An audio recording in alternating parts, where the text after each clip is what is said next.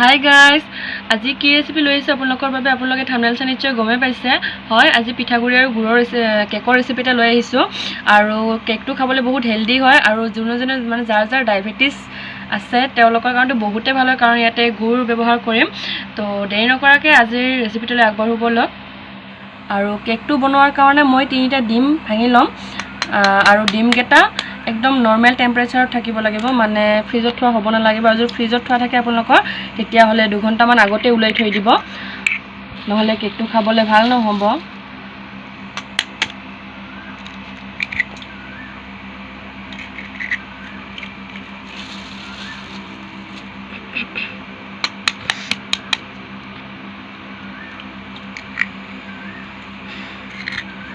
আৰু এতিয়া ডিমকেইটা ভালকৈ 5 মিনিটমানৰ কাৰণে ফেটি ল'ম। আৰু ডিমকেইটা যিমানে ভালকৈ ফেটিব, কেকটো খাবলৈ বহুত ভাল হ'ব ইমানে।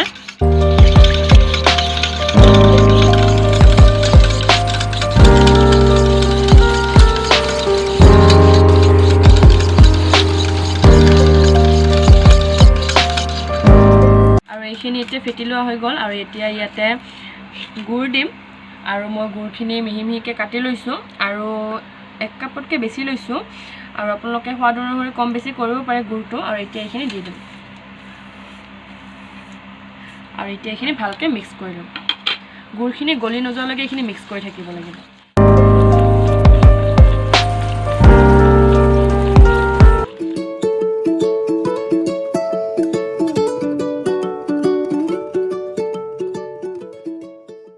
আৰু এতিয়া এইখিনি গুড়খিনি ভালকৈ মিক্স কৰি লোৱা হৈ গ'ল।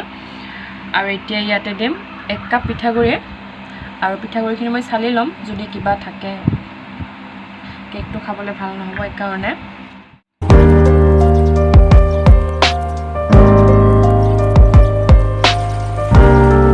আৰু আপোনালোকে ভাত খোৱা চাউলৰ পিঠাগুড়ি ব্যৱহাৰ কৰিব।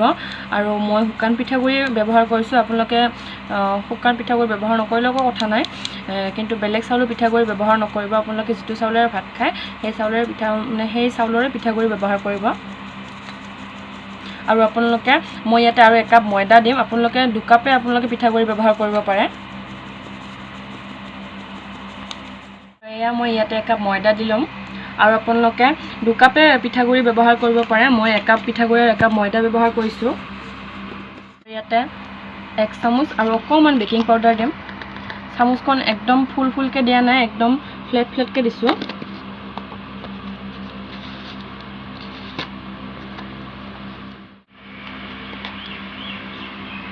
অকণমান বেকিং ছ'ডা দিছোঁ। আৰু এতিয়া এইখিনি ভালকৈ চালি ল'ম। আৰু এতিয়া এইখিনি ভালকৈ মিক্স কৰি ল'ম।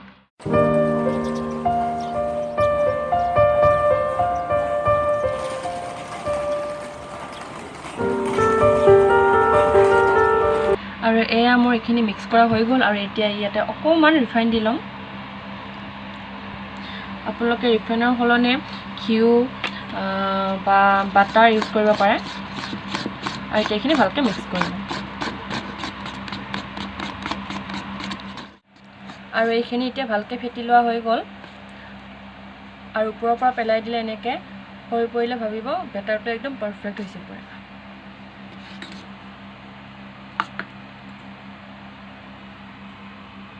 আজি মই কেকটো এই বাতিটোত বনাই ল'ম। আপোনালোকে যেনেকৈ ইচ্ছা বাতিত বনাব পাৰে। আৰু কাৰণ মই কেৰাহীত বনাম কেকটো, কাৰণ মাইক্ৰ'অভেন নাই আমাৰ।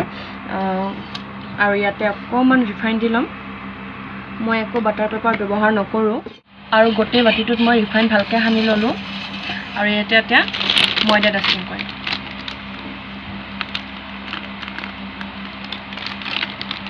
আপোনালোকে বাটাৰ পেপাৰো ব্যৱহাৰ কৰিব পাৰে, কিন্তু মোৰ ওচৰত এতিয়া বাটাৰ পেপাৰ নাই। আৰু এনেকৈ কৰিলেও বাটাৰ পেপাৰৰ নিচিনাই কাম কৰে। আৰু বাতিটোত মই চাৰিওফালে ভালকৈ ময়দা ডাষ্টিং কৰি লোৱা হৈ গ'ল। আৰু এতিয়া ইয়াতে বেটাৰখিনি ঢালি দিম।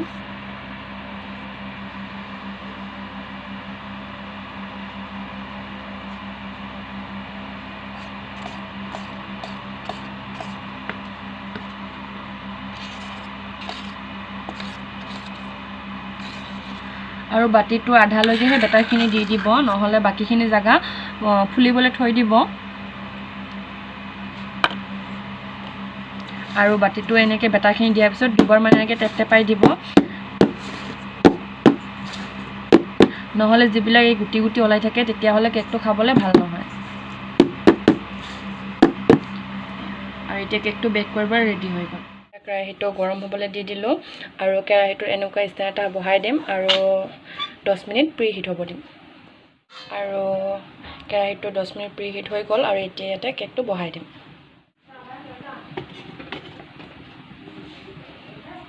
এয়া ঢাকনখন লগাই পেলাই এনেকৈ ওপৰত হেভি ওজন এটা দি থ'ব। এতিয়া হ'বলৈ দিম কেকটো, আৰু কেকটো মই এতিয়া 25 মিনিটৰ কাৰণে হ'ব দিম। এটা কথা ক'বলৈ পাহৰি থাকিলোঁ, আৰু কেকটো একদম ল' ফ্লেমত হ'বলৈ দিব। আৰু কেকটো হৈ গ'ল, আৰু কেকটো মই 30 মিনিট হ'ব দিছিলোঁ, একদম মিডিয়াম কৰি দিছিলোঁ গেছৰ ফ্লেমটো মানে ল' কৰিছিলোঁ একদম। আৰু এতিয়া ডিমল কৰিম কেকটো। আৰু কেকটো অকণমান ঠাণ্ডা কৰি ল'ব, মনত ৰাখিব, নহ'লে কেকটো ভাঙি যাব পাৰে গৰমে গৰমে কাটিলে।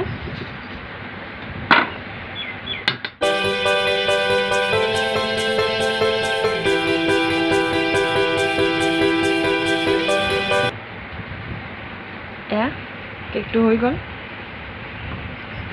আৰু অকণমান ঠাণ্ডা হ'বলৈ দিম, তাৰপিছত কাটিম। আৰু এতিয়া কেকটো অকণমান ঠাণ্ডা কৰি ল'লোঁ, আৰু কেকটো একেবাৰে সহজে ওলাই আহিলে দেখিব পাৰে, আৰু কেকটো কিমান ধুনীয়া ছফ্ট আৰু কিমান ফুলিছে আপোনালোকে দেখিছে। আৰু এতিয়া কেকটো আপোনালোকক কাটি দেখুৱাই আছোঁ। আৰু আপোনালোকক প্ৰথমৰ পৰাই কৈছোঁ যে কেকটো অকণমান ঠাণ্ডা হ'বলৈ দিব, নহ'লে কাটাৰ লগে লগে ভাঙি যাব পাৰে।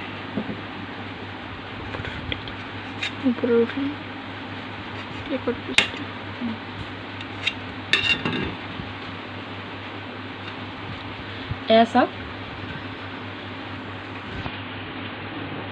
কিমান ধুনীয়া নৰম হৈছে। আৰু আপোনালোকে এই কেকৰ ৰেচিপিটো এবাৰ ট্ৰাই কৰি চাব নিশ্চয়। আৰু ডায়েবেটিছ থকা মানুহৰ কাৰণেতো বহুতেই ভাল হ'ব, কাৰণ ইয়াতে গুড় আছে। আৰু কেনেকুৱা লাগিলে কমেণ্ট ছেকশ্যনত জনাব নাপাহৰিব। আৰু আজিৰ ৰেচিপিটো যদি আপোনালোকে ভাল পালে তেতিয়াহ'লে ভিডিঅ'টো লাইক কমেণ্ট আৰু মোৰ চেনেলটো প্লিজ ছাবস্ক্ৰাইব কৰি দিবলৈ নাপাহৰিব, আৰু এনেকৈ নতুন নতুন ভিডিঅ' ৰেচিপি ভিডিঅ' পাবলৈ। তো আজিলৈ বাই বাই।